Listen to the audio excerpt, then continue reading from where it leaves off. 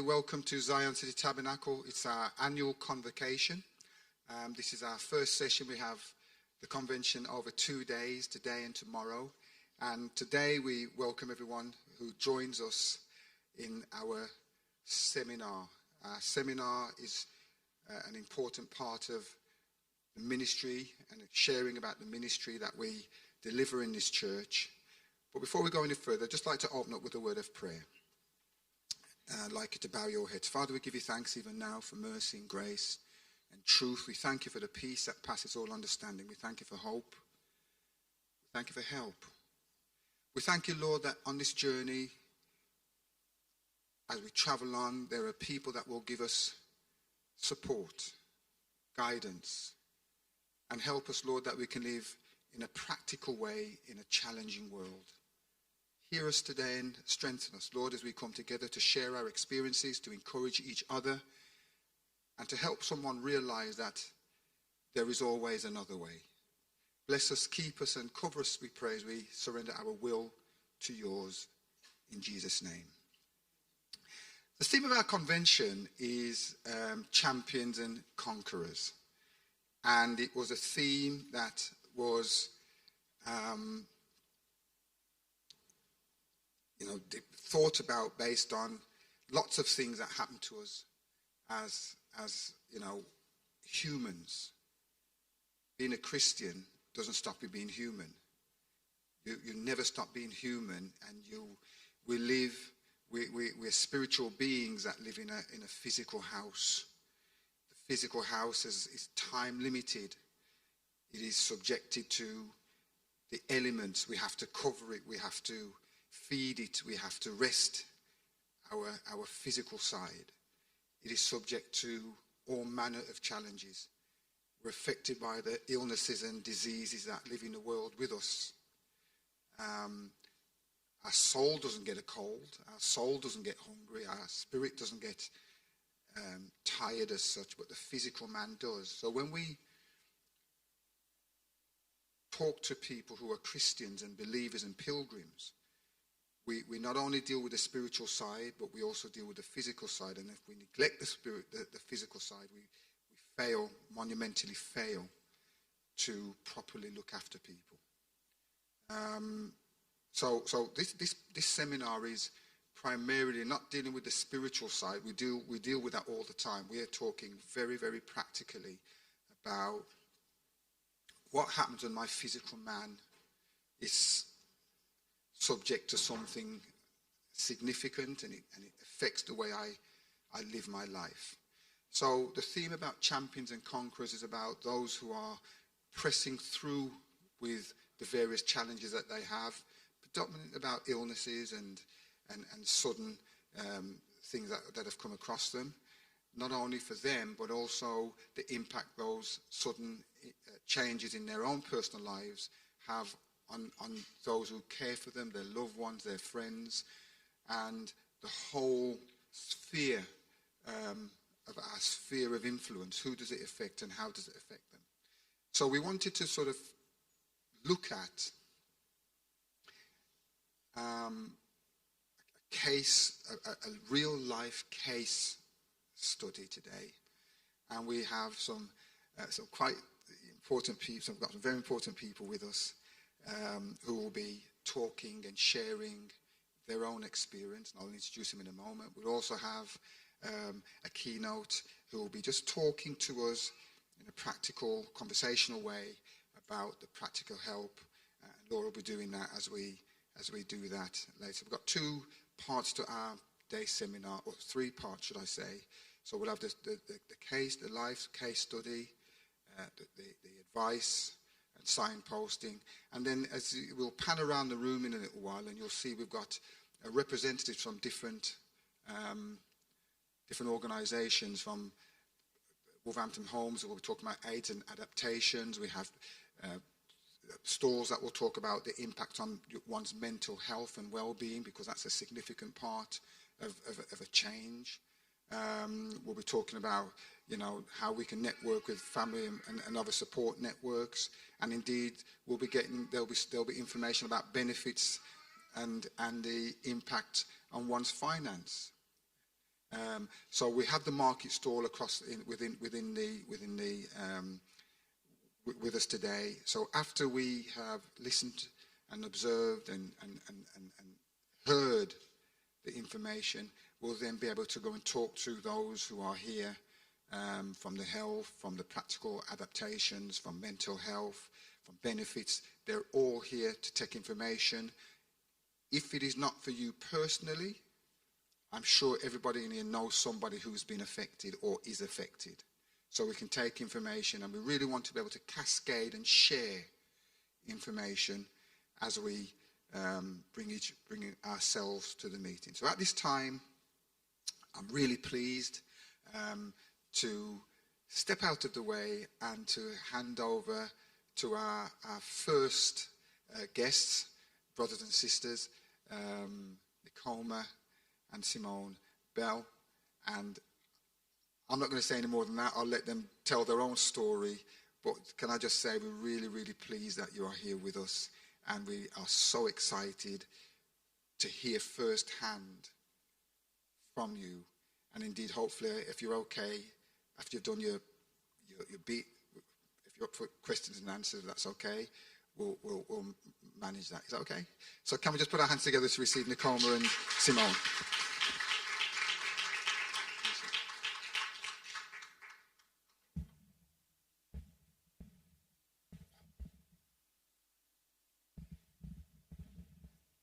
Thank you very much, Pastor.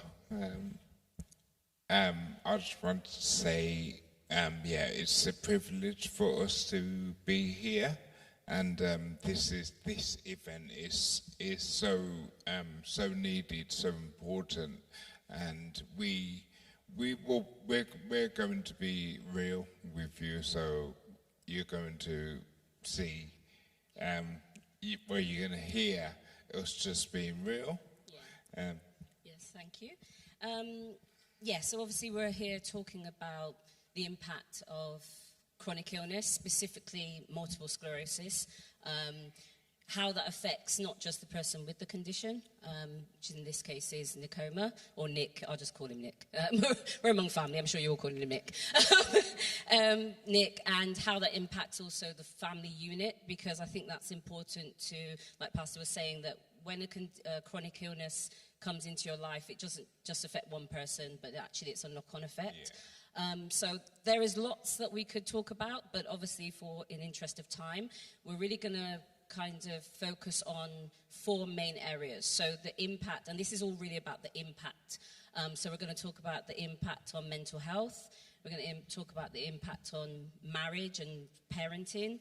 We're going to talk about the impact on career and finance, and also faith, because I think it's really important to touch on the faith. This is very practical, but also we want to talk about faith because we are Christians, we love God, we love Jesus, but sometimes life is hard. Yeah. And I think it's really important to talk about that sometimes your faith will be knocked. And so we wanted to address that as well. Yeah, just be real. And be real, yes. Yeah. So I think to start, talking about the impact, I think it would be good to set the scene and give a little bit of context of life prior to multiple sclerosis, what that kind of looked like. So do you want to start there? Yeah.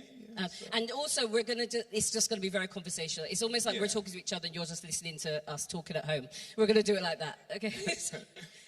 Right, so my history, I used to be a sound engineer, used to be quite, a really good sound engineer. Very humble. You're an excellent sound engineer, yes. I used to work for a lot of different artists and used to travel the world. We used to do a lot of VIP events, so a lot of private jets, and literally, as I said, travel all around the world. Used to make a lot of money, and life used to be really good. And I didn't really want for anything. If I wanted to do something, I could just do it. There was very often times where I would be like, I want to go to America, and I would just go there the next day, book a flight and go. Things were very different. And then in 2018, I was diagnosed with a chronic illness, multiple sclerosis, and that changed my life. It changed, literally, it affected every area of my life, and I could no longer do what I used to. So that's...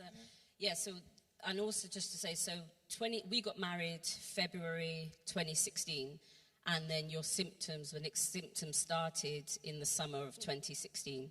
You finally got a diagnosis in 2018. At that time, I was pregnant with our daughter.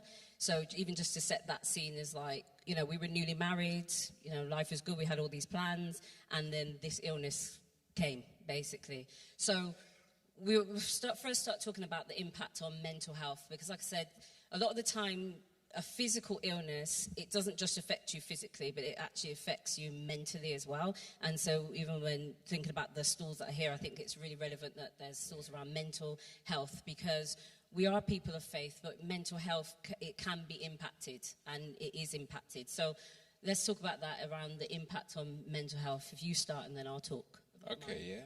Because we are physical beings, and any health issues will affect our spiritual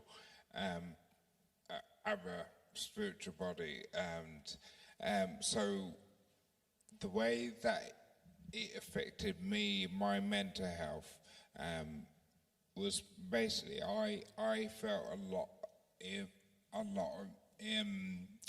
isolation, especially during the COVID time.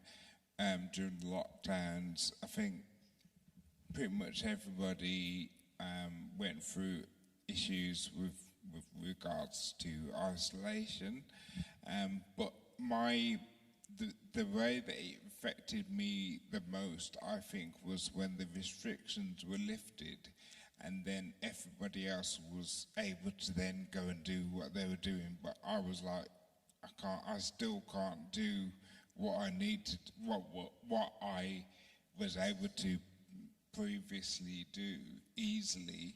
I mean, even like going to the shops, just walking, something that I used to take for granted, an easy thing to do for most people, it proved very difficult for me. And then that then led to me feeling a lot of depression. So my mental health was affected, and that led to the depression. So it became kind of a vicious cycle. I had to go to talking therapy, and because there was a lot of deep-seated issues that were caused because of this, and it was eating away at me. So I had to go to talking therapy and try and get those things out and speak about it. And it's really important to get those things off your chest, because if you don't, they will just fester and be very detrimental to your character, well, to you as a person. From my side, my mental health was impacted because it was almost like a grieving period. I'm not sure if you think about, you know, we've just got married and we're all this life that we planned, and Nick's diagnosed with this. I think I was grieving the life that I thought we were going to have, grieving the person that Nick was, seeing him, and he took, you know, talking about COVID, and that was a time where his symptoms really progressed. So they were, you know, he was diagnosed in 2018, but was able to kind of keep going. And then 2020, being locked in the house, doing nothing, the symptoms really progressed. I think it was at that time you then started having to rely on like a walking stick, whereas before, you know, you didn't have to, you know, going places, having to use a wheelchair, etc. So there was all of that, and that dual role between wife and carer, because then I became a carer. So, and managing that sort of dual role. So where does wife end and carer begin, and sort of managing that, thinking about, well, now I've got to take on these extra or additional roles, basic, like, more, all the admin, all the finances, telephone calls where you can't speak. I mean, Nick suffers with extreme fatigue, brain fog, his speech has been impacted, so there'll be times where I have to get on the phone and speak because he literally cannot manage. So it's all of these things compounded with being a new mum, being a new wife, all of these things. So my mental health was impacted. I mean, I was having anxiety attacks, panic attacks, waking up in the night, sleep terrors. I mean, these are things that I'd never experienced. And I know it was purely because of the stress of basically what is happening in our life.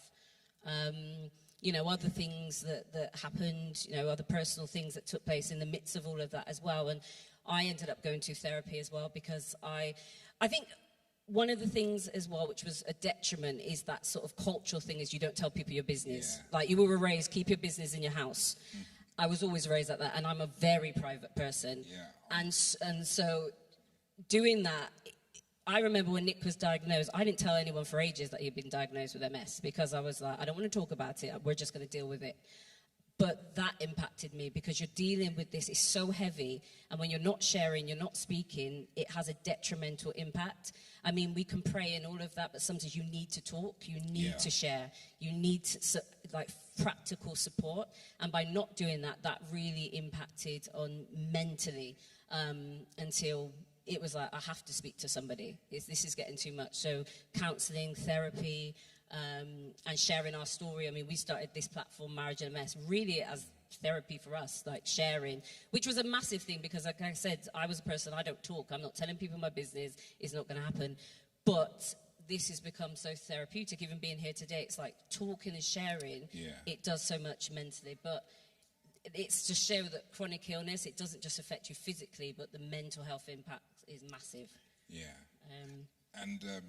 So as you were talking there, I was just thinking that God spoke to me a while ago, and well, he speaks to me all the time, but he said specifically that this thing isn't about you.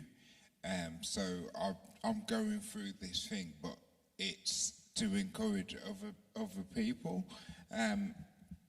So yeah, that's an encouragement for me, because I know that God he has got everything in his hands. Talk about marriage and parenting, how that impacts, because I think that talking about mental health kind of leads into that as well, around marriage and parenting. So I think it was very clear that when the diagnosis came, we kind of dealt with it in our own way. Being pregnant, my mindset was just, I need to get through this. I need to get through my pregnancy. I didn't even know what MS was, to be honest with you. I heard multiple sclerosis. I didn't know what it was. I was thinking, okay, what does that mean? Is Nick going to die? Is our child going to have it? What does that look like for our family? And I was just like, I can't concentrate on that and, grow this child. So I was just, okay, I buried my head in the sand. Now, I think at the time it was very much like, oh, well, it's going to be fine. It's faith and we'll be fine. But really, it wasn't faith. It was fear. It was fear of the unknown, fear of actually what is actually going to happen. And so I buried my head in the sand. But what that meant was it came across, and I know this is a conversation that we had, it came across as though I didn't care. Nick felt very like you weren't being supported because I didn't want to talk about it. And that led to the isolation. Yeah. So then that increased the depression, the mental health side. Feeling that you were isolated because we weren't speaking to each other about what was happening. I mean, I remember Nick would be like, read this literature, read this about it, and I was like, I don't want to read about it. I don't want to read about multiple sclerosis because. And, come to this group with me. No, I don't want to, because the little I did know, I was like, if that's going to be life, I don't want to know that now. I just need to deal with what's happening presently. But what that did, like we said, is led to you feeling isolated and me just feeling more stressed because we're not talking to each other and I'm not speaking to anybody else about what's happening. And I'm pregnant and your hormones and all these things that are happening. It was just, and it caused a lot of issues because we weren't communicating at all. And then that had an impact on us as a family unit because obviously we've got a 6-year-old daughter, well, she's 6 now, and there was a lot of role reversal. So you had to take on a lot more, as you were saying, that you had to take the lead on phone calls and with the finances, and all that. And it's like I've been brought up as a person that, well, my father is just over there. He's a very strong man, and he's kind of protects the household. And I was in a situation where I didn't feel that I was able to offer that same protection for my family, which then made me again feel inadequate. So then that feeds into the whole cycle of the mental health issues. Yeah, I was going to give a practical example of that because as you were talking, I remember we went somewhere and we were by a college and some young people, teenagers, were kicking a ball, and they kicked the ball and it hit the car. Now, if you know anything, I'm a little bit fiery, just a little bit. So I was ready to open the door. And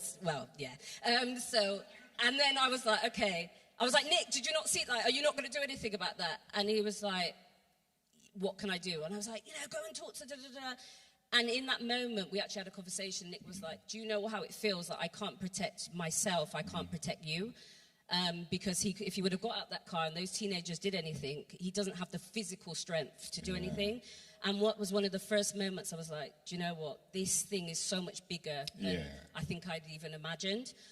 So they got away with it, which really annoyed me. But, that aside, it really, a practical example of what it means in terms of, I suppose, feeling that you can't protect or do physically. Yeah, which then obviously affects your mental health. So really look after your mental health, and that's a big takeaway from that. And like I was saying, the career. Yes. Because I used to be high flying, and I was kind of approaching the pinnacle of my career, working. I mean, I was spending like 3-4 months in America, getting paid quite a lot of money, and then so to go from that to earning less than what I was when I was 16, it was like it was a massive come down, and we had to seek assistance. Yeah, I mean, seeking like government assistance, things that we'd never had to do. Government assistance, obviously support from family and friends, but even in that was a process because, again, growing up, you look after yourself, you earn your money, you look after your money, you do things and not wanting handouts, as it were. That's how it felt, but actually coming to that realization that sometimes you do need support because if not, I mean, we have a daughter, the impact of that, children are expensive. Household, even right now we're in a cost of living crisis and it's affecting everybody, but it affects us because I've had to reduce my working hours because take on more of a role of caring and just being there for our daughter. I mean, we didn't talk about that, in fact, the impact on parenting. Yeah. Our daughter, when she was born, Nick already had MS. She doesn't know that Nick has MS. She doesn't know the term multiple sclerosis. She just knows that sometimes Daddy's legs don't work properly, or Dad gets really, really tired and he can't run around the park with me like, other dads do. And that's impacts her and impacts our family. And she shouldn't really have to grow up with that environment. It really impacts me in terms of the fact that I can't do the things with her that other dads can do, and she's a very active child, and we love her dearly, but it's difficult. It just really gets difficult, and especially when she says, "Dad, I can tell you're tired today." those things really do affect me. Because she's a daddy's girl, she wants to do things. She's very helpful, you know, getting your tablets, like doing things like that. She's really helpful. But I worry about, you know, how that will affect her long term. You know, almost because child carer. Technically, it's like, you know, is she taking on that role? How that will affect her mental health, like, you know, having dad like that. So yeah, it impacts the family unit massively. But I did get about career and finances, kind of linking that in. It's just about how that affects and having to take help and having to get over that side of things of asking for help and accepting help. Was a big journey. Yeah, it's really important. On the seeking assistance side, we can't do everything. Sometimes we think we're invincible, but then we have to come to that realization. Well, me and myself, I have to come to the realization that I can't do everything. So I do need some assistance. Very often, Vince, he helps me a massive amount, taking me here, there, sometimes Bethel, to do the little work that I can do. And you've got to call on assistance in whatever form that it comes in, whether it's financial or practical. You couldn't drive for? Yeah, I had stopped driving for two years? Yeah, it was about 2 years, and that really affected my mental health, because it was around the whole around the COVID time, so it was like I couldn't go places, I couldn't even just drive to places, so yeah, that was all feeding into the whole isolation. And then that fed into my stress, because then I have to pick up that. So I'm doing all the driving. I mean, I'm from Bristol, if you couldn't tell. We go to Bristol often. I mean, that journey, I do drive there, drive back. Any driving that we had to do, I had to do it all, which is that balance between, I know I have to do that, but actually I'm tired and it's a lot.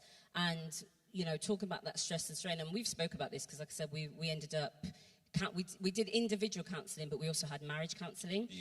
Because, you know, there's a statistic, I don't know if you do know this, there's a statistic that says 75% of marriages are affected by chronic illness end in divorce, because of a myriad of things, some of the things that we're talking about. And, you know, we said we don't want to be a statistic. No. We don't want our marriage to end because of something that, you know, we couldn't help. But like it or not, we had to acknowledge how difficult it was living with this this illness. Yeah, we had to acknowledge it. And so we did marriage counselling. We were very intentional every day about making our marriage work, about communicating, resolving conflict quickly, because before we dealt with conflict very differently, but marriage counselling helped us how to actually, you know, deal with it and talk and have those hard conversations. But, you know, part of my stress and strain was kind of getting through that. Even the fact of things like people would come up to me and be like, "How's Nick?" And I'd be like, "It's fine, you know, look after him." And that would annoy me. I'm just being very honest with you. I am looking after him. I am looking after him, but also, how are you, Simone? How are you? You know, how are you doing? What support do you need? And that's what a lot of people missed. And yeah, to be honest with you, it got to the point I was like, please don't ask me how he is. Because it would just leave me feeling worse, to be honest. And it's something I really had to work through. It was just like, I know they mean well, but, you know, just think about it. It's made me think about now how I deal with people and how I approach people. Because, you know, if we didn't go through this, I probably would be the same. But it's just being mindful what you say to people. So, yeah, that was a big thing. Yeah, you have to be mindful of who you keep around you and who you keep counsel with. Because if it's the wrong people feeding the wrong things into your spirit, then it could be a very negative effect on you, and I think that leads nicely into the faith aspect. Yeah. The impact on faith. Like we said, love Jesus. You know, we're people of faith. Yeah. But like I said, life is hard sometimes. And when something like this happens, it's acknowledging the fact that it can have an impact on your faith. I mean, talking for me personally, I did question God. I was like, why is this happening? You know, why is this happening? We're just married. You know, we've got all these plans and, we've got a baby on the way. Why is this happening to us now? And I did question God. And, I was raised in the church and raised in Bethel, and you don't question God and all of this. But, I was like, he's my father. And I talk to my father how I speak to my physical, father, and say, I love you, but I don't understand why this is happening. I believe that you know the end from the beginning, but I don't understand why this had to happen to us.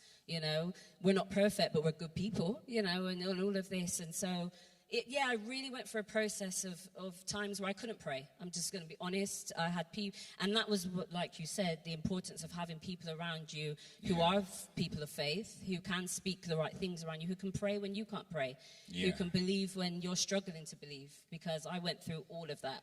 Because I was saying, things, going to prayer meetings and praying and, we're believing God for a miracle, and the amount of times you've been to the altar and the amount of times oil on your head and all this, and I don't see any change. In fact, it seems to be getting worse, and I had to deal with all of that. So the impact on faith is like still believing God, but struggling to see, because we're human, basically. Yeah, we are human, and there are times when it just gets really, difficult, and it does throw questions with regards to faith. But you have to continue to trust God. Because for me, I've always believed God, and I will always trust Him, and I've always been encouraged by Him. Like as an example, a couple of years into the diagnosis, I was kind of getting used to how life was changed. Well, how life had changed for me, and then as I was getting used to it, I then ended up going to hospital for the next 2 weeks and nearly died. With sepsis.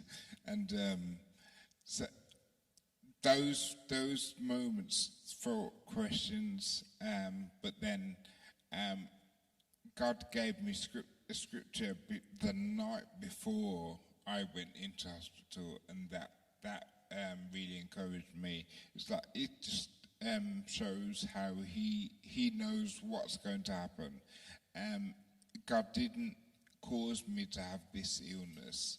I know that He didn't cause me to have this illness, but he can use this situation for either my good or for the good of other people. Like I said before, it's not about me. So what my job is to continue to trust Him and to be a vessel for Him. And I'm also encouraged by in Psalms 22, where it starts off, my God, why have you forsaken me? And so at that point, David was lamenting, and that is a foreshadow for when Jesus was on the cross, and said the same thing.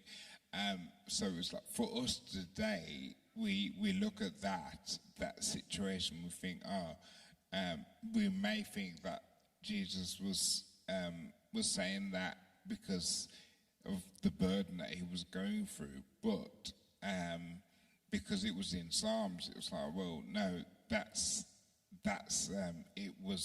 it's written in Scripture, so it's there as an encouragement. So I look at it as encouragement. There have been times, yes, when I've been lamenting, I've cried those real tears, not just the little wipe-away tears, but actually the boiling tears. Like, why is this happening? but then in Psalms, from verse 21, it goes into praise, and it's like, well, it just encouraged me that God's got this in his hands.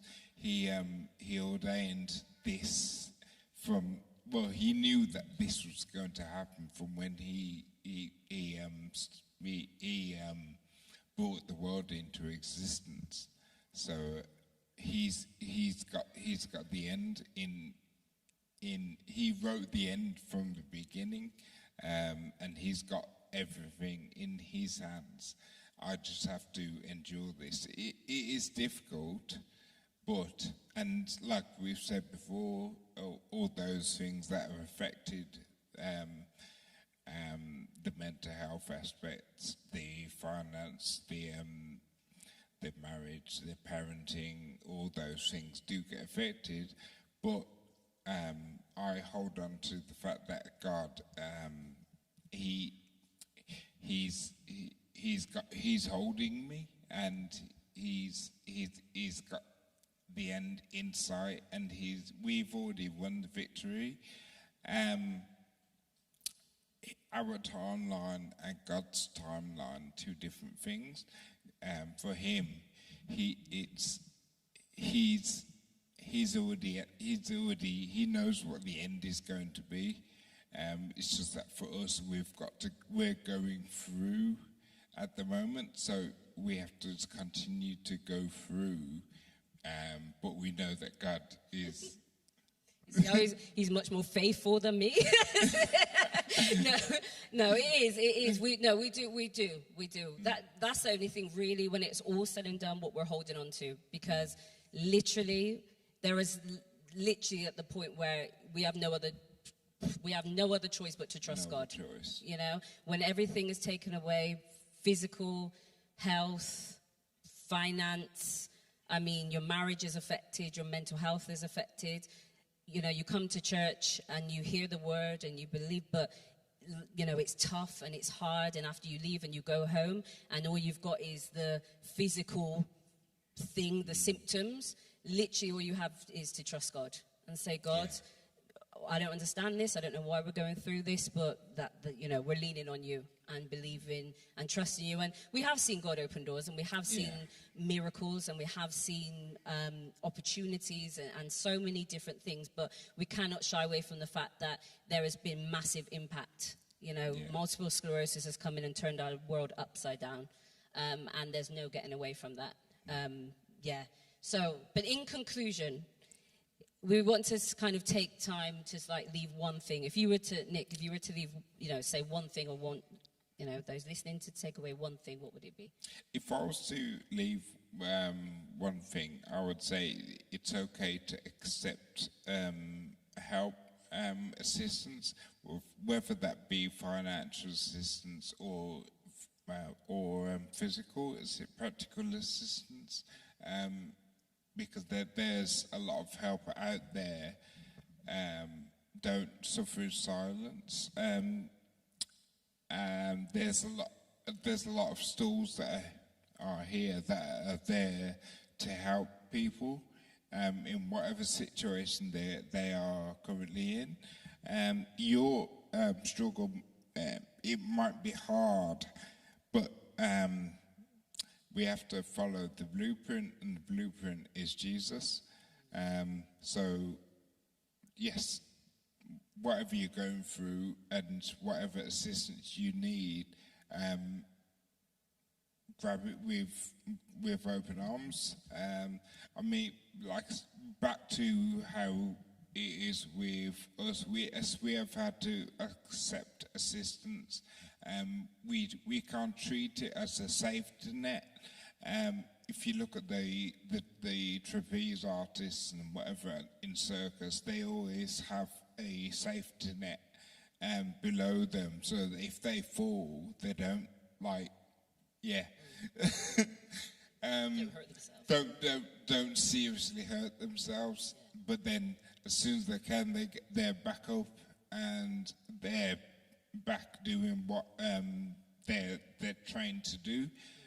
So it's always good to, if you need to, accept that safety net, accept the assistance that is there for you.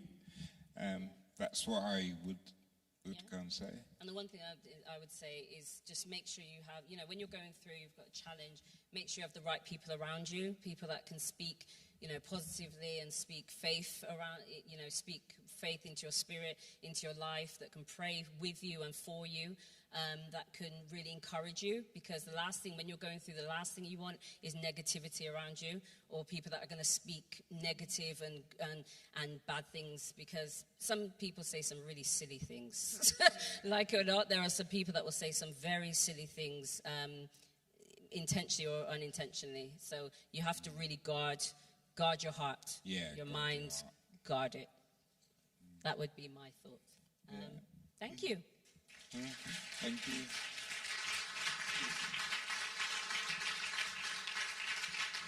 Thank you.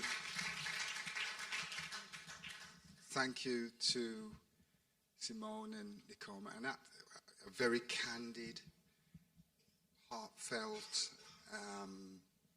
sharing of your life's journey.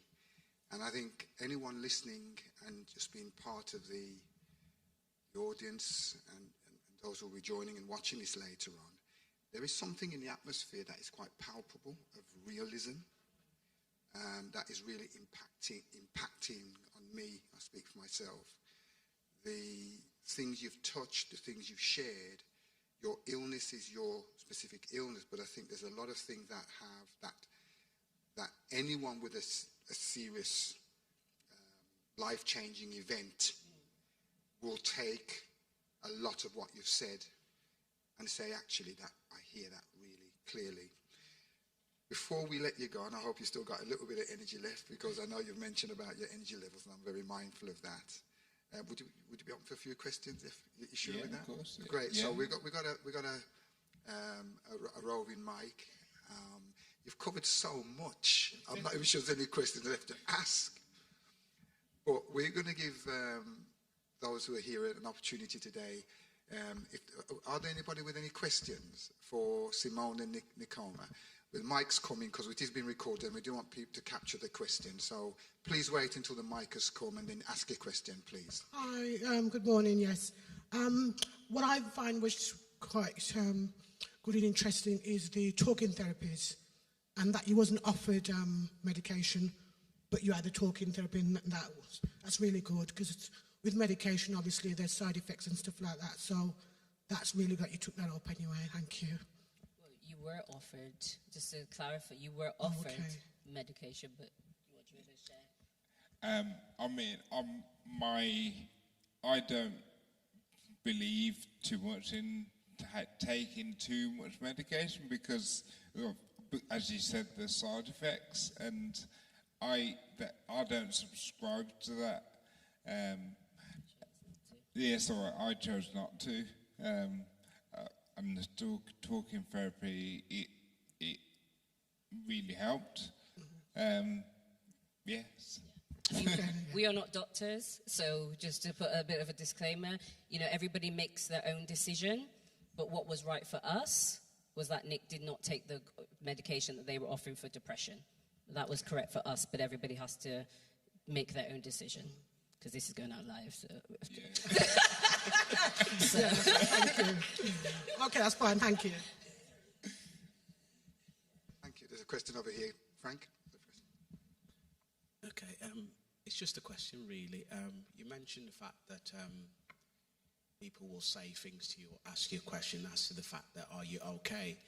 Would you say they more ask that question out of embarrassment, not knowing what to say or how that person's going to react? Yeah. I think there is an element of that, that people not really sure what to say. I mean, we have an Instagram page platform, and we actually put on there, because Nick was talking about how he feels when people are like, oh, you look great. And it was like, the whole thing that comes with that, well, actually, it might look a certain way, but there's so much more behind that. And when we put that out, a lot of people were then commenting like, you know what it is, sometimes we just don't know what to say. And so I think there is an element of that, like, you know, how are you, you know, and how's it? It's because they don't really know what to say. And I get that. I think what I would say in those instances, either say nothing or just be like, you know, what's important for you to talk about today? Or, you know, how are both of you? Or just something like that, instead of just kind of saying things that don't really make sense. But I do recognise, or how can I help? You know, how can I help you? That's even better. But I do obviously recognise that there is an element of probably embarrassment and not knowing what to say as well. Right, any more questions? Colin, you got a question? Good morning, and thank you so much for taking the time to come and join us. MS is something which, like you said, you didn't even know what it means. You hear MS. Has anyone told you or asked you, what are the symptoms? Has anyone ever asked you that? And the other question is, have you been directed? I know we've had comments, but support from the MS Society, and have you found that useful? So the two questions are, what are the symptoms, and what sort of support can you find from the MS Society? Well, I think the symptoms, first of all, there's so many different symptoms. We don't have the time, I don't think, to go into the symptoms, but a few, I can do a few.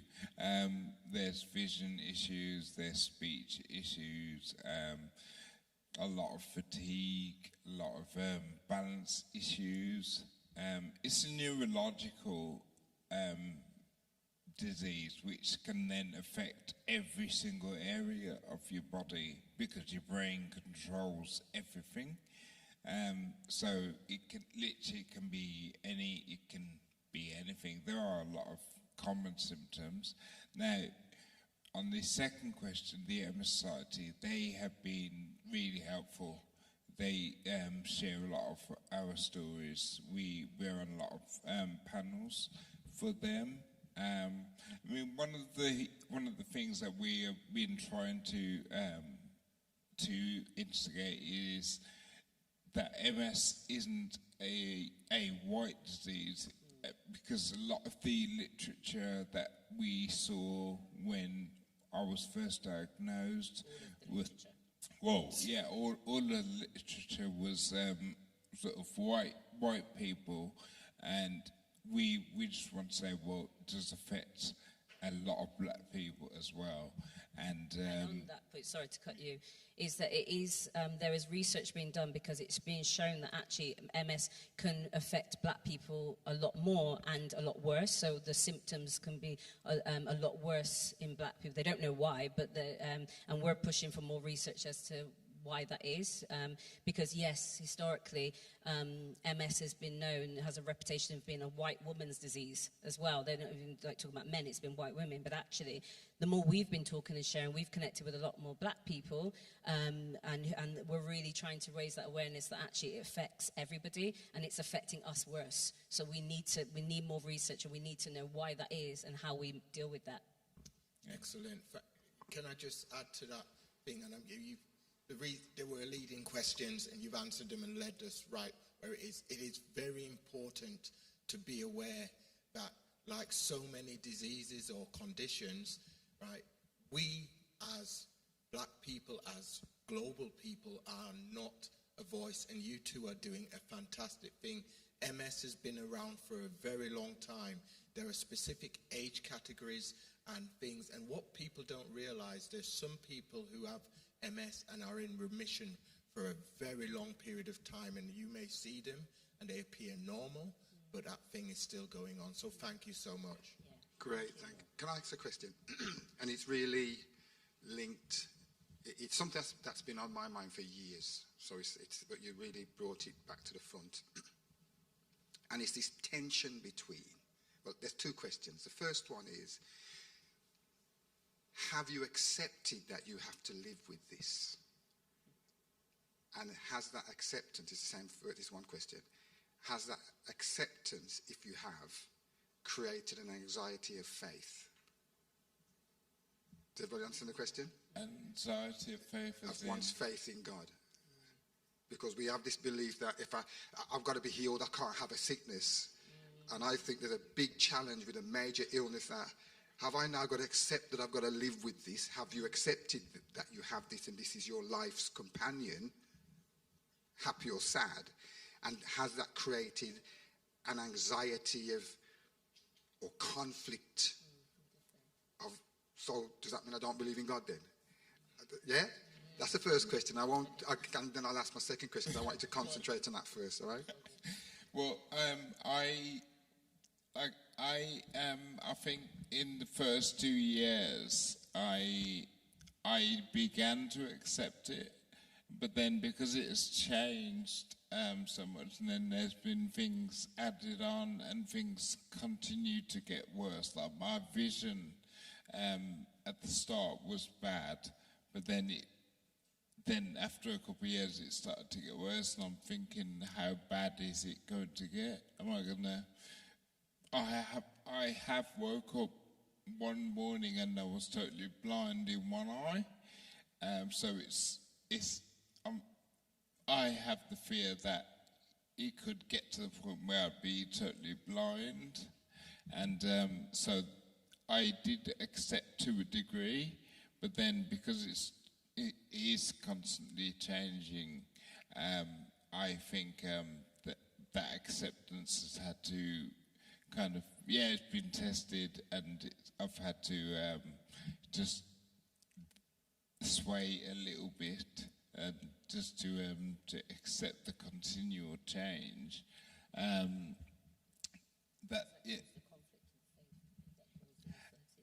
mean, and then on the faith side, so because I'm a believing person, and there's been many times I've been to, like I said, been to the altar, tried to get prayed for. I mean, over the years, there's been very many times that I have gone to the altar to get prayer. Yeah. Yes. And there is that feeling of, well, why not me? And you see other people getting healed, and you then, it then does feed into the anxiety of, well, what's different with me? But then it's to get over that. It is difficult, as I said, but I then have to just fall back on my trust in God and just know that He has a plan, that I don't know what that plan is, but I don't need to know the plan. I just need to know that He has is. A plan. Yeah, He has a plan. And I get it, and everyone's going to have their own, but that's a fantastic, helpful response. And my second question, if I may, and this again segues nicely from what you've just said, Nicoma, is this issue around medication. This is personal. Everyone's response will be personal, and I like the fact you said this is our take, and you're not giving advice on anyone, and we are very clear that this is not advice. This is a question, and you respond based on your own mindset.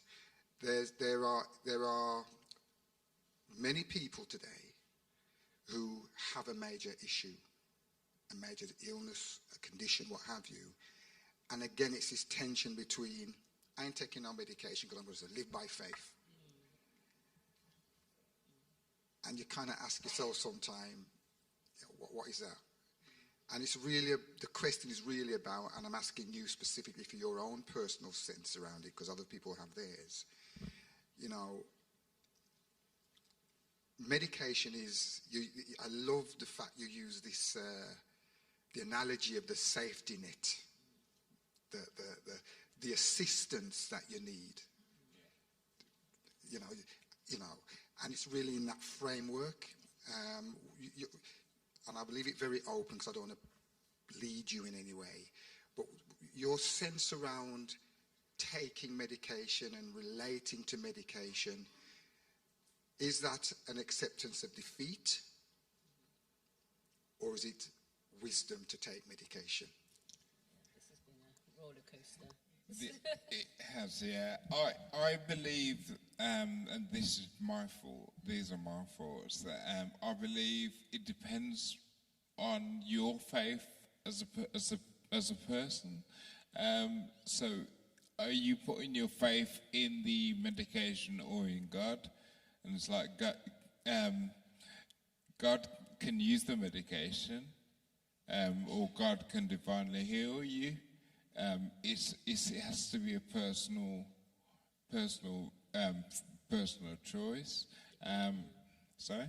No, I was agreeing, yeah. it does. I mean, it's the same thing as like, because then it gets to the point, we would never go to a doctor because we're saying, oh, well, you know, so God can use doctors, God can use medication, God can use all of these things as a vehicle, but ultimately, we know even if you take the medication, if you go to the doctor, we still know that it's ultimately God we trust. Yeah. He's just using this person, this thing. That's why now it's been a roller coaster with regard to medication with us. And in the beginning, it was like, no, we're going to trust God and we're going to do it naturally. And then it was like, actually, we might need some assistance. So it was just the depression medication we didn't do. But, with regard to MS, it was like, okay, no, we might need to, and this has been a recent thing, we might need to this because the symptoms are getting worse. So we might need some assistance, but being mindful, okay, these side effects, like what does that mean? And so, my thing is, do your research and pray, because that's it, and get direction. But for me personally, I wouldn't say either way,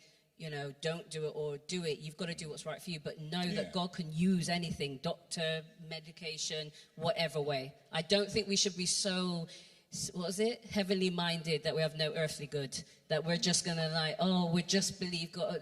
Because if we say that, we can walk in front of a car because we're saying, we trust God. And it's like, let's use some wisdom. God gives us wisdom. That'd be my answer. You. Excellent. Val, and then Maureen. Question for you, Simone. You talked about this happening when you were married, in the early marriage. When you're young and in love, I suppose you can be old and in love as well, can't you? But when you're young and in love and you get married, you're at the altar and you take your vows for better, for worse, in sickness and in health, I guess really for the large majority of us, we're not really thinking about anything like this. And then shortly after you get married, bam, this happens to you. The question for you, Simone, is, do you ever get resentful about what has happened? And if you do, how do you deal with that resentment? I absolutely do get resentful. I don't resent Nick, I resent the situation, because I absolutely agree with you, standing at the altar and saying all that, it's like, it sounded great, but I didn't know that was going to happen, especially not so early. So I absolutely get resentful of the situation and the life I feel we should have had and should have. How do I get over it? I have therapy. So I had therapy. I am therapy, and I'm training to be a therapist. So I have ongoing therapy. And we talk. We like I said, we really are intentional. We really do have those hard conversations, because it's important. And I have close confidence that I speak to as well as prayer. Obviously, that goes without saying. But for me, it's really been about talking about how I feel instead of sitting with it. Because I think before I was just sitting with it, and so that was causing, like I said, the anxiety, the panic attacks, and all of these things. And now it's like, actually, you know what? I feel like this, and I have a right to have those feelings, but I'm not ruled by those feelings. So I might feel resentful, but that's not the end of the story. That's just how I feel today, because I'm very mindful not to be led by my emotions, because tomorrow I could be absolutely fine. So it's really important not to be led by the emotions, but also not deny your feelings and your emotions, because we're human. So feel them, experience them, but then make a decision to move on from them. Yeah. Brilliant, thank you. A couple more questions and we're going to move on. We've got Maureen and Ruth, and that will be the last question. Thank you.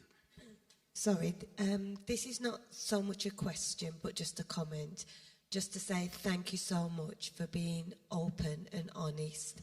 This has been really enlightening, and I think that we need more of this. We need people to be really honest. And as you said, Simone, that we brought up in a culture where we don't share.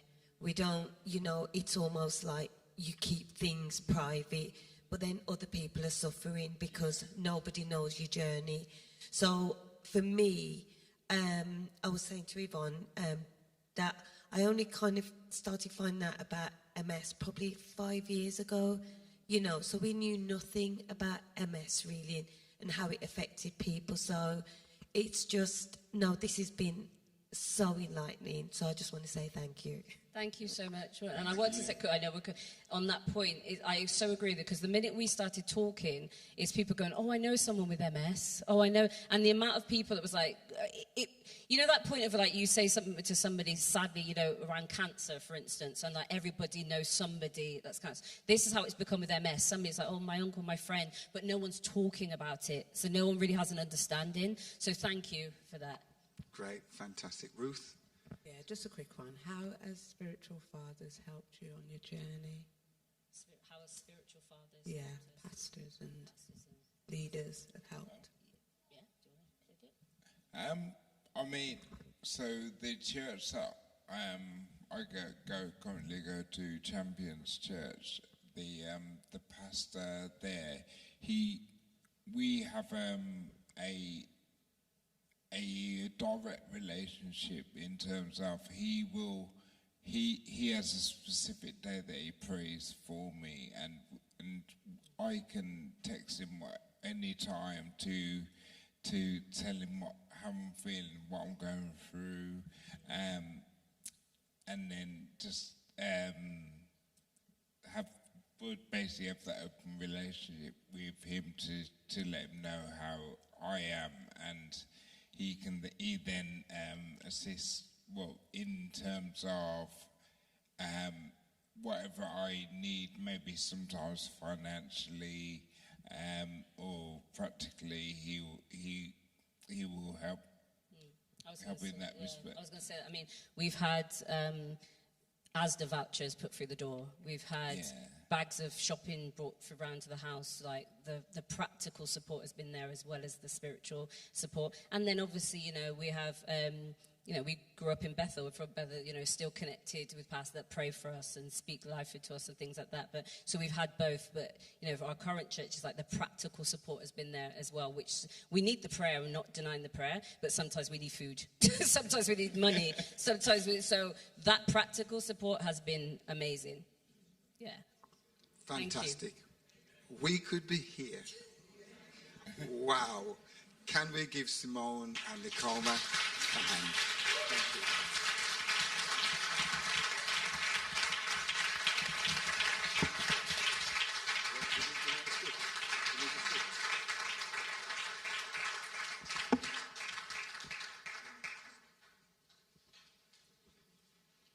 That has been an outstanding, I call it a live, living case study for us to study, learn and take something away.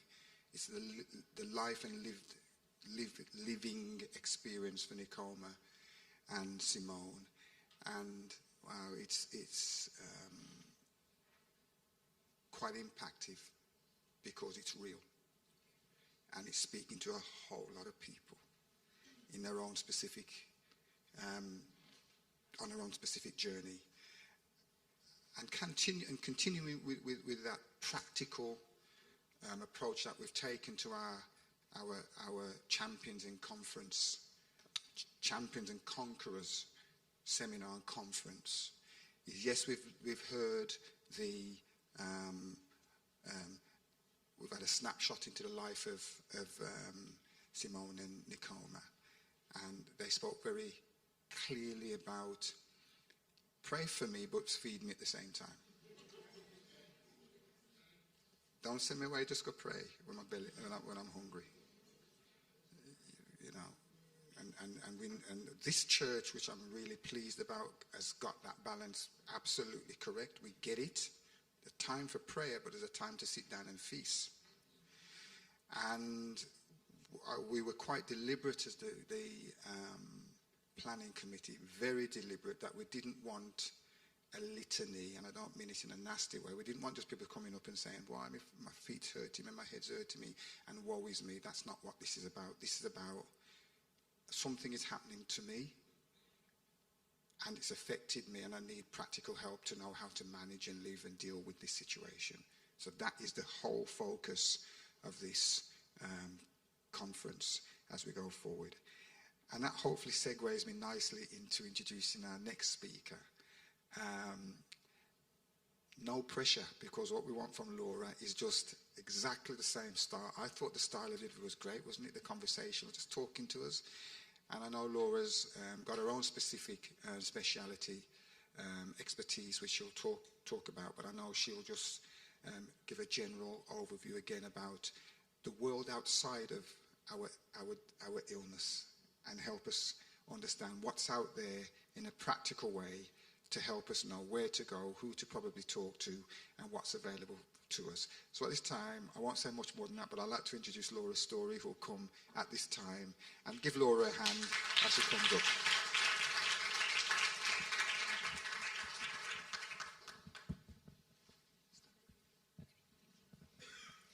Yeah, thank you very much. I'm not a public speaker, and I definitely am not a fan of a microphone, so please bear with me.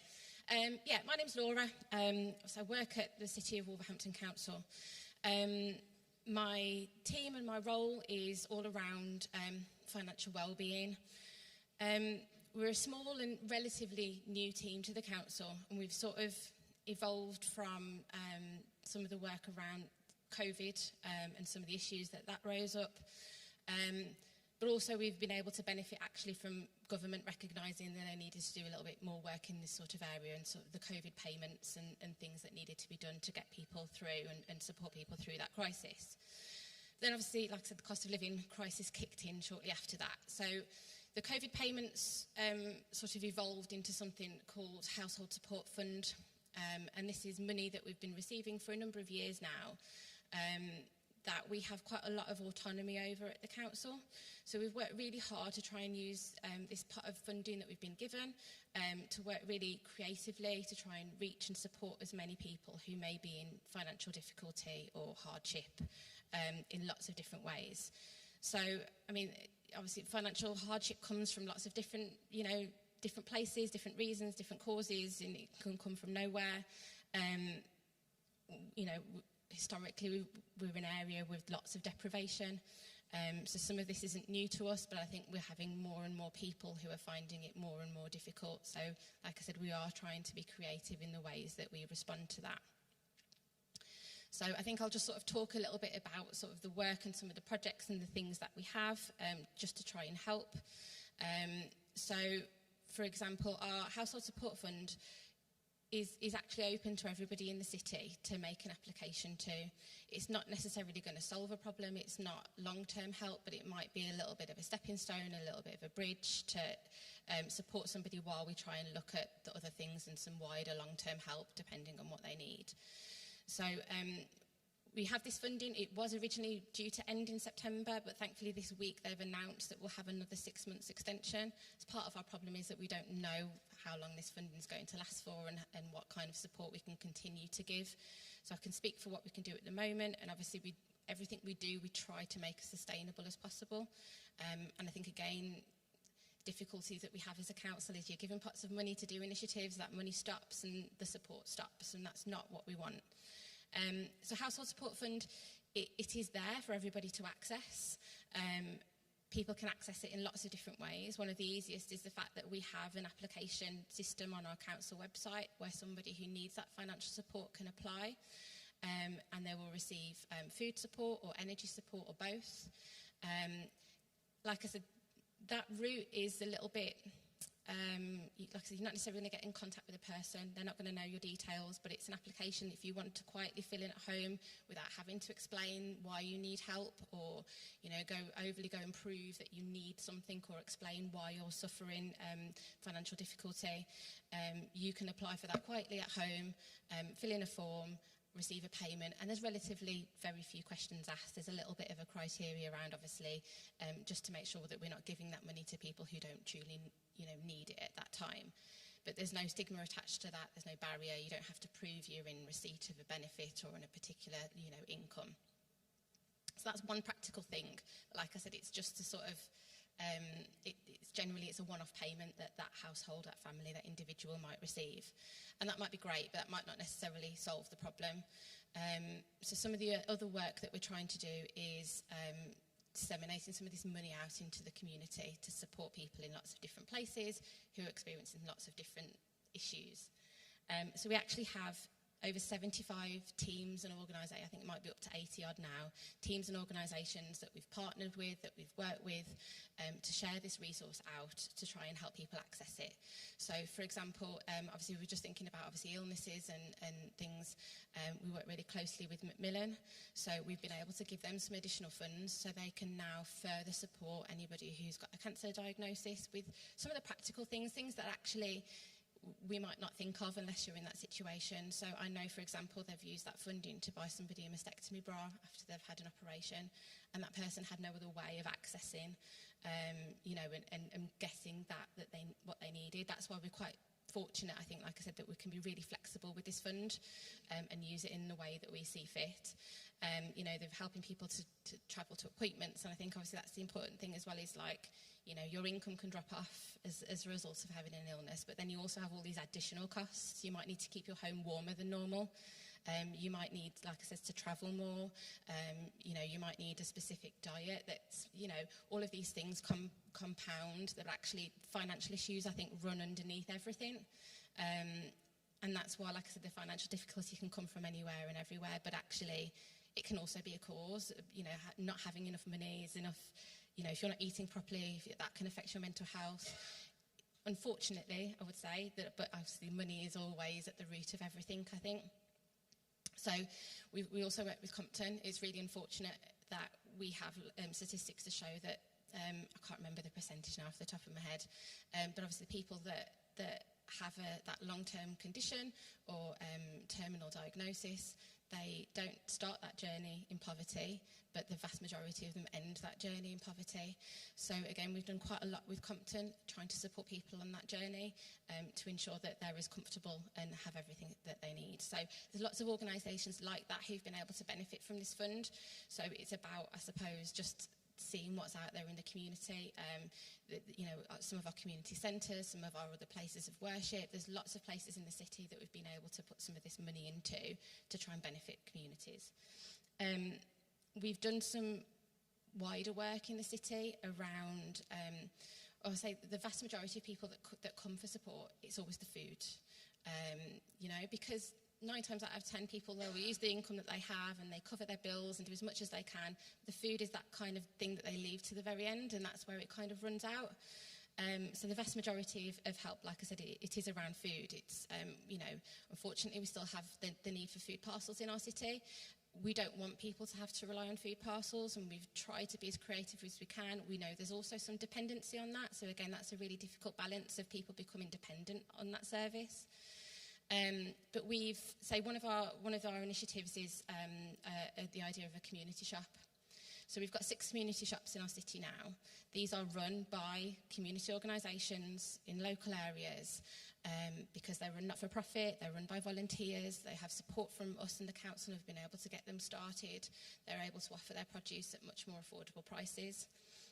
So they do undercut the supermarkets. We did a price comparison. Our community shop came out £28 cheaper than Aldi. Well, £28 a week saving for a family who's already struggling can be, the difference. And I think, again, the important thing with our community shops is they're open for anybody and everybody. You don't need to be on a low income to shop in a community shop. You don't need to prove that you receive a certain benefit. So, again, the idea that people come and they access food parcels or they ask for food support, a lot of people are too proud to do that. There's a stigma attached to it. So I think it's really important that our shops are open to everybody. And the more people that shop there, the more sustainable they'll be. So like when this pot of funding we have that comes to an end, our shops will continue to support people. Like I said, they're run by the community, they know their customers really well, and they do everything they can to support them. At the moment, while we still have some funds, a lot of these places can support with food parcels as well. So if somebody needs something and actually they can't afford to buy it, they can get a food parcel from their community shop, but they have the dignity of going in and choosing what they want and being able to shop just like everybody else. So we do think as a council it's really important that we try and, like I said, remove some of those barriers, remove some of the stigma, and give people as much dignity as they can, whilst they're asking for help, if that makes sense.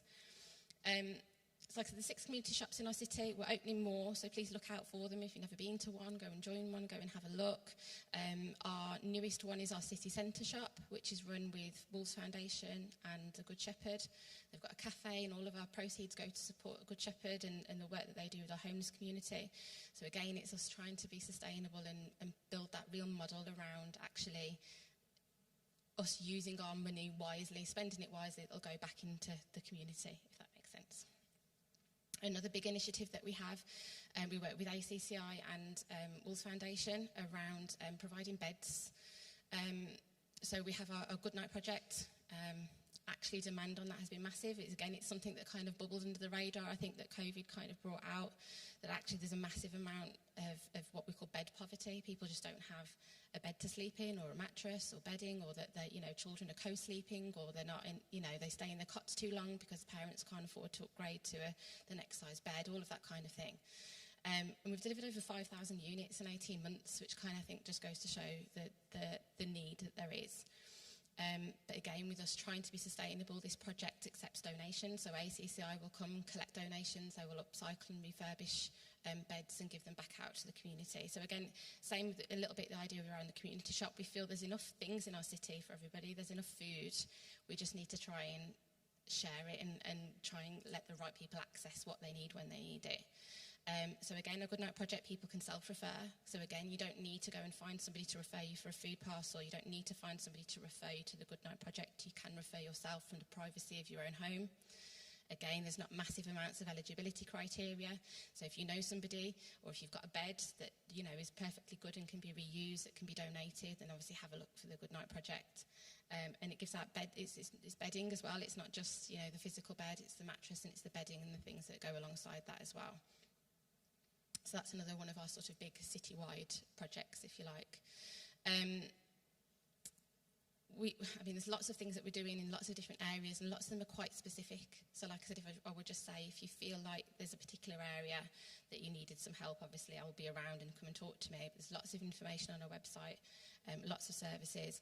And I think maybe the other thing is important around ensuring people that have everything that they're entitled to. So again, obviously, like I said, when situations change, and obviously people may rely on financial assistance, again, we still get lots of barriers around people accessing benefits or asking for support around that, and there's still a stigma attached to it. It's also really difficult sometimes to complete the forms and navigate through that. So again, what we've been able to do with Household Support Fund is recruit some additional resource in our welfare rights team at the council. So there is a specific team there that can help you identify what benefits you might be missing out on, help you to claim them. Say, for example, obviously it's been recent that the winter fuel payment's not going to be happening, but obviously we've got a lot of people that would maybe then are going to lose that money, but do qualify for pension credit but aren't claiming it. They claim for pension credit and they get their winter fuel payment back. So having the right benefits in place can be really important, and it's not necessarily sometimes just that amount of money, it's all the other things that provides access to. So we did a targeted campaign. We identified 609 families, I think it was off the top of my head, in the city who we think would be eligible for pension credit but aren't claiming it, just based on the data that we have on them. The number's gone up massively now, but this is the only one I know off the top of my head, that at one point we had the 25 decisions back on some of the people that responded. 25 is a small number, like I said, it's gone up massively, but it takes a long time for DWP, obviously, sometimes to come back with their decisions. But those 25 households, it was worth £159,000 annually to just those 25 households that they claimed pension credit. And I think we had some data, again, this is slightly old, but with universal credit, so for working age people, it's £433,000 a month in Wolverhampton that goes unclaimed.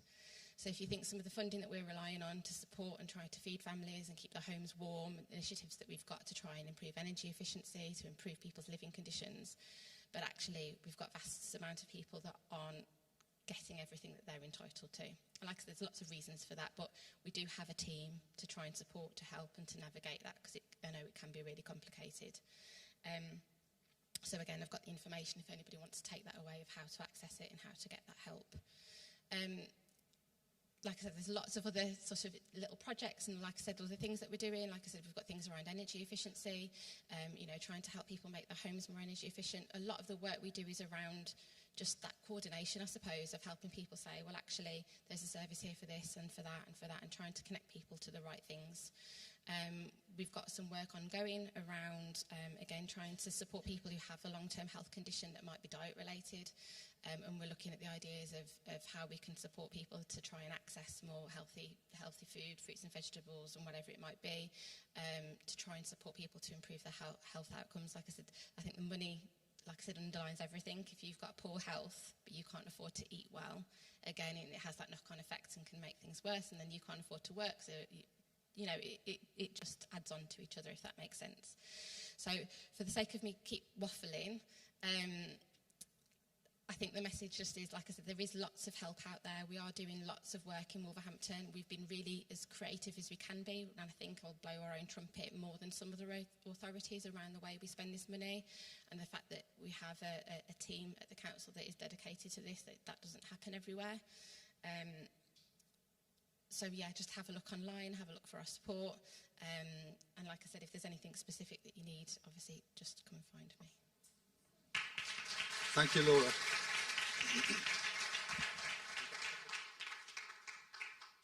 Wow, there's a whole lot.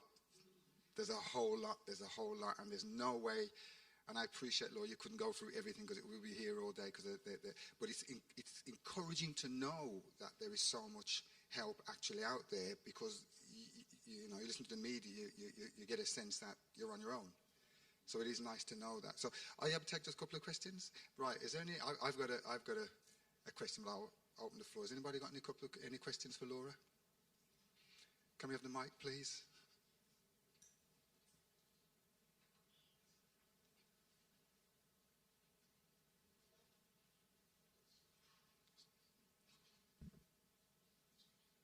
Hi Laura, just a quick question. You mentioned that there are 6 community shops in Wolverhampton, but you just mentioned the city centre one. Is there a list of where the other 5s are located? Yeah, there is. They're all online, and obviously I can give you the information, but off the top of my head, there's the Chesterton Road, the big venture centre, so that's the Scotland's, Low Hill Community Centre, Eastfields Community Centre, Bilston is on the Marketplace, have I missed one? I might have missed one. And the city centre one. But we are developing another one in the Graiseley area.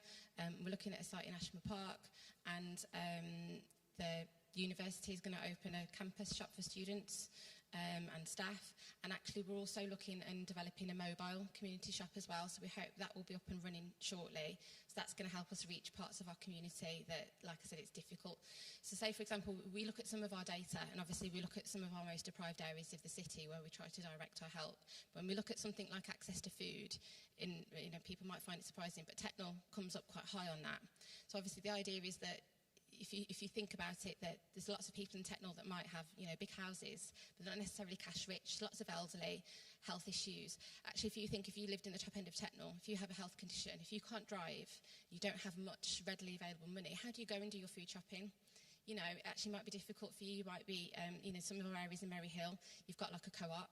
You're going to pop and do your co-op shop. You might be doing little bits every day, but it's a really expensive way to shop. And if you don't have the technical skills maybe to do an online shop or whatever it might be, you can be really isolated in your access to food. So some of that's the kind of thing that we've been looking at as well. So like this idea of us having a mobile shop. So we'll be able to go to some of our parts of the community. Like I said, where there isn't a shop at the moment, we hope that eventually we'll be able to get to a position where every area's got their own community shop. But obviously these things take time and money, and we don't know how long we're going to have this resource for. But while we've got it, we're going to open as many shops as we can, because we do really feel and see that the ones we have had have made a big difference. Fabulous, thank you. Can I jump in with a question? Well, I've got 2 questions actually. One is, the first one is, we're acutely aware of, and you've alluded to it quite a few times in your talk, about dignity, respect, people feeling ashamed or awkward or whatever that may be.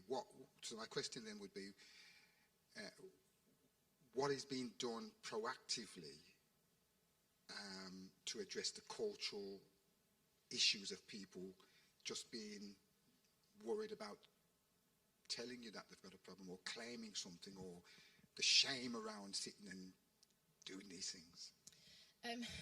Yeah, it's a difficult one. Obviously, you know, it's a national social issue, isn't it? I mean, locally, like I said, we do lots of work out in the community.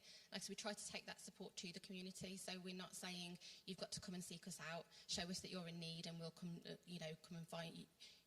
We want that help to be there, and like I said, in places that's easily accessible, where somebody will go and naturally speak, and where people build relationships.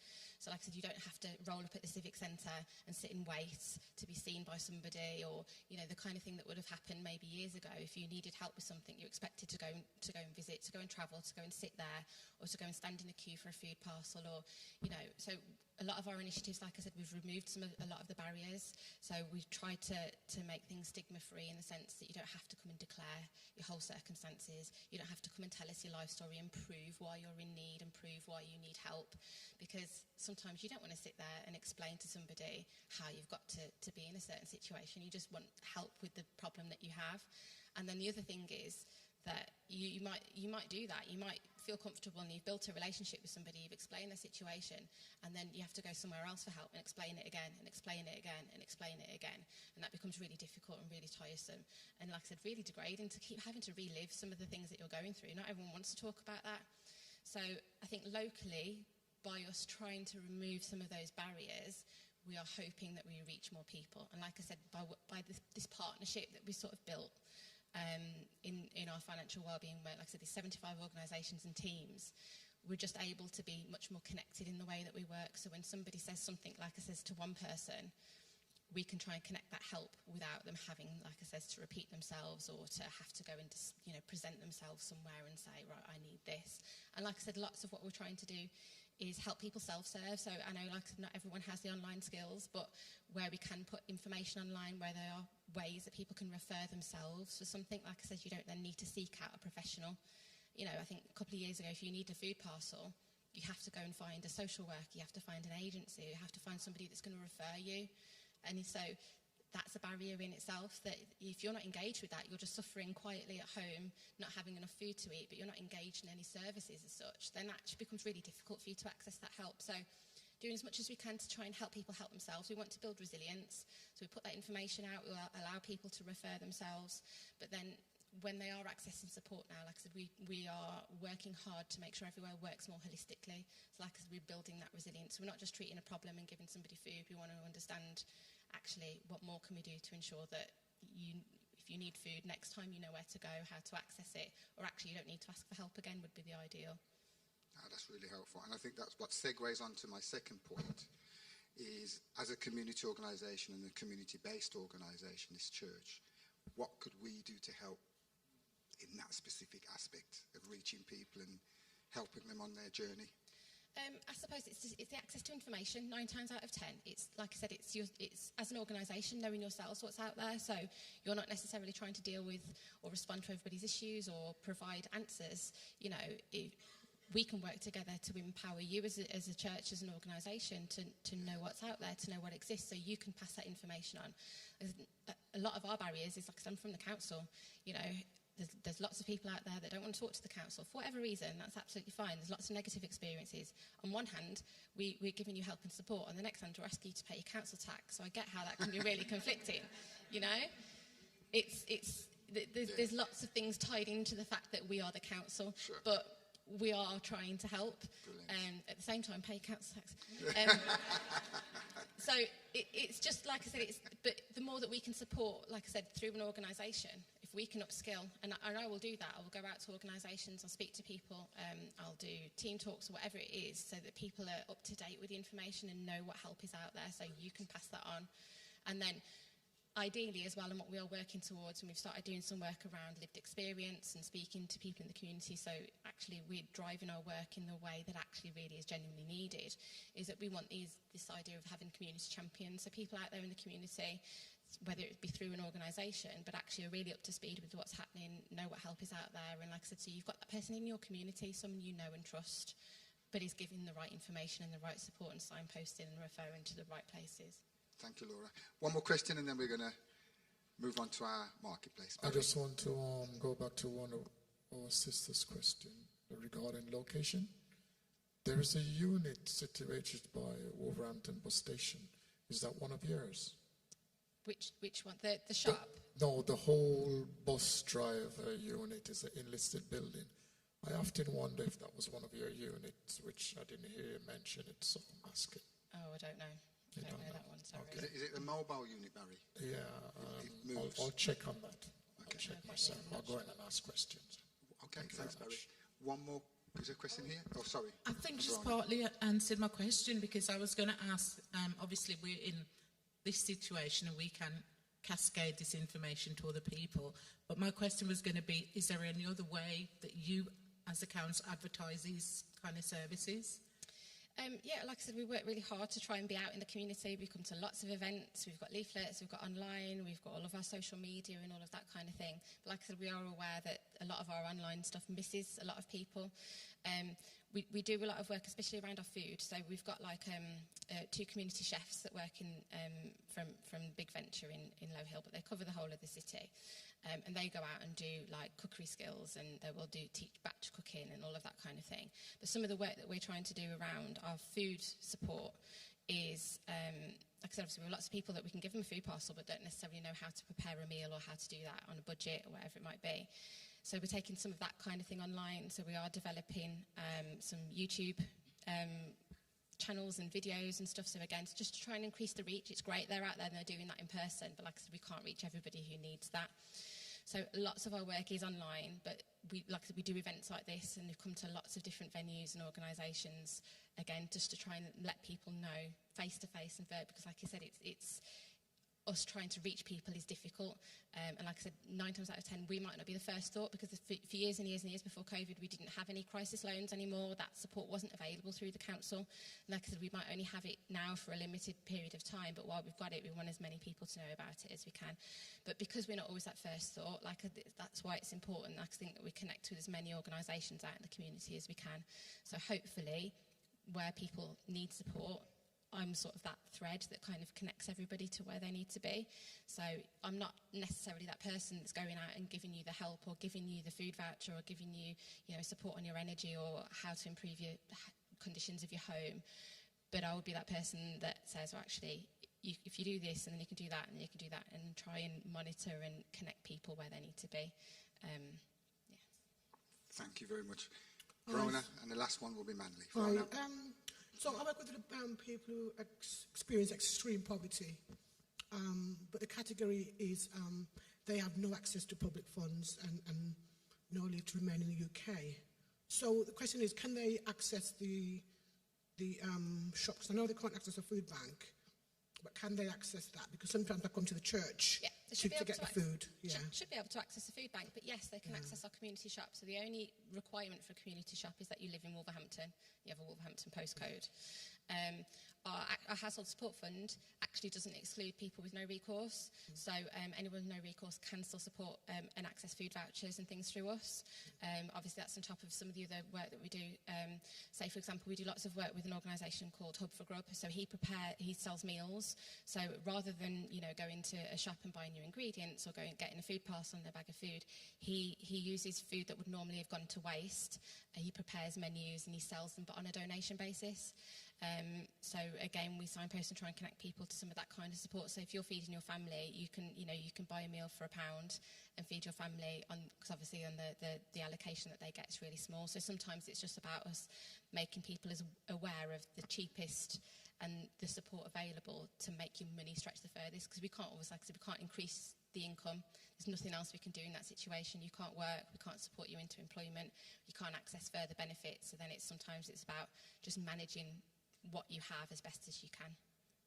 Okay, I'll talk to you further, because I was led to believe the household support fund was not for people who couldn't access. So I'll talk to you after. Yeah, that's no fine. problem. That's great. Thank you. Last question, and we're going to move into our mark. Is there a question? Okay, Manly. Hi, Laura. Right at the back. Oh, that slowed. A couple of quick questions. The first one, right at the start of your talk, you mentioned that I think you said your team was very small and recently developed. What is the kind of political kind of thought around kind of the funding continue? Because your services sounds absolutely wonderful, great need. with the Labour government cutting winter fuel payment for pensions. What's the thought in terms of sustainability for that service to continue? We don't really know. Our council is committed to us as a team and the work that we're doing, and my post and the post within our team aren't funded and reliant on household support from the council has backed us with the work that we're doing. Obviously, up until last week, we expected this fund to just end in September. Like I said, thankfully, I think it was Monday they made the announcement that we'll get another 6 months. Unfortunately, that's how we've sort of been living. 6 months, I think, at one point we were told we had 12, but every other grant that we've had, we've been told it's 6 months at a time. And that's all we can do is just live on that 6 months at a time at the moment. But like I said, what we are trying to do with the money while we have it is think as sustainably as we can. So like I said, the initiatives that we are trying to support and create, we want to get to that point where they sustain themselves. So when this fund does inevitably come to an end, the services won't necessarily all just fall off a cliff like we've seen in the past. So we're being as creative as we can around this thing, but obviously we don't know, we're not told. We found out that we got our last extension when Jeremy Hunt announced it at the budget, you know. So that's how, unfortunately, we have to live. But like I said, the council's committed to this work, so whether or not we have Household Support Fund, the work that we are trying to do to support people will continue. Obviously, if we do lose our funding, then obviously the amount and, you know, how generous we can be might tail back. Obviously, you know, we do have financial issues across every local authority, but we'll do as much as we can while we can. No, great.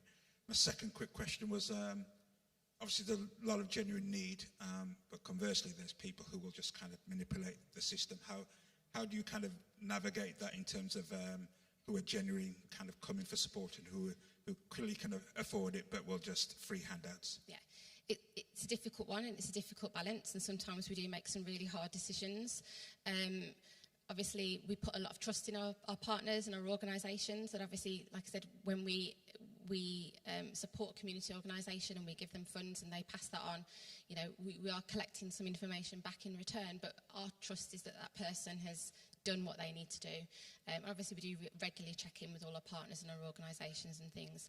Like I said, for our online application form, where there's not necessarily a person involved that does that maybe detailed sort of needs assessment, if you like, it is open there, and like I said, we do sort of our normal checks and documents and you know, need to prove residency and things like that. So it's not necessarily a free-for-all. You do have to follow some steps and prove certain things. But if someone comes back to us asking for more and more and more, you know, the second time someone comes back on that online platform, they're directed personally to me to then have a look at that situation. The same as we see, like I said, in our data, if we're seeing the same families or the same people, we want to pick that up.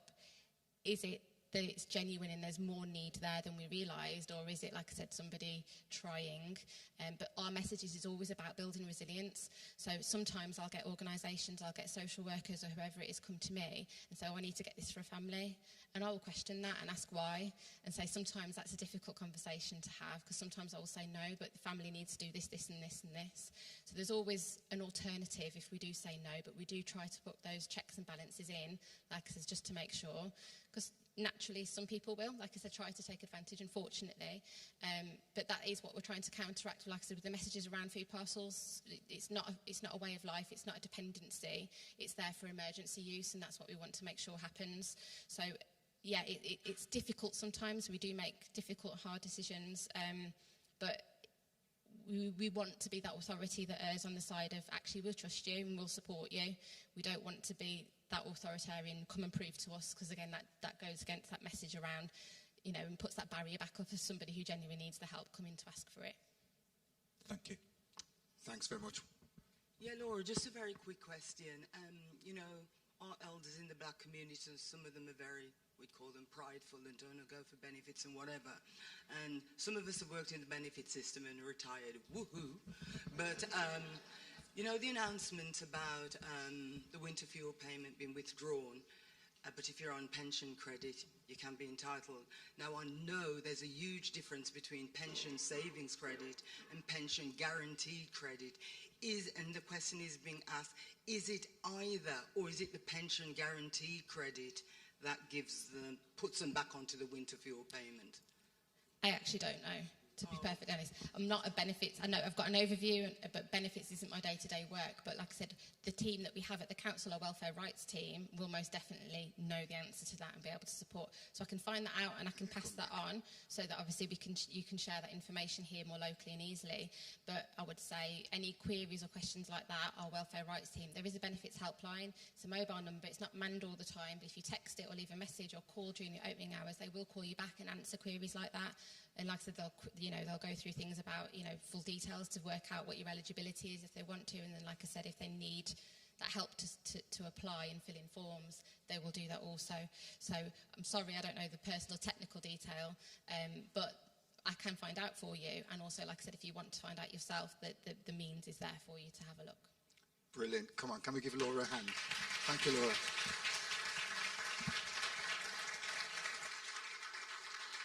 We've had an outstanding presentation by Nicoma, Simone and Laura, and I hope you found it helpful. We're going to move into our marketplace. Our online viewers will be saying goodbye to you for now, and thanks for joining us. And we hope that you found it informative and the information is useful and practical. So as we say goodbye to our online viewers, we pray that you have a blessed rest of your day. For those of us who are here, I'm going to sort of bring the formal bit, as it were, the presentation bit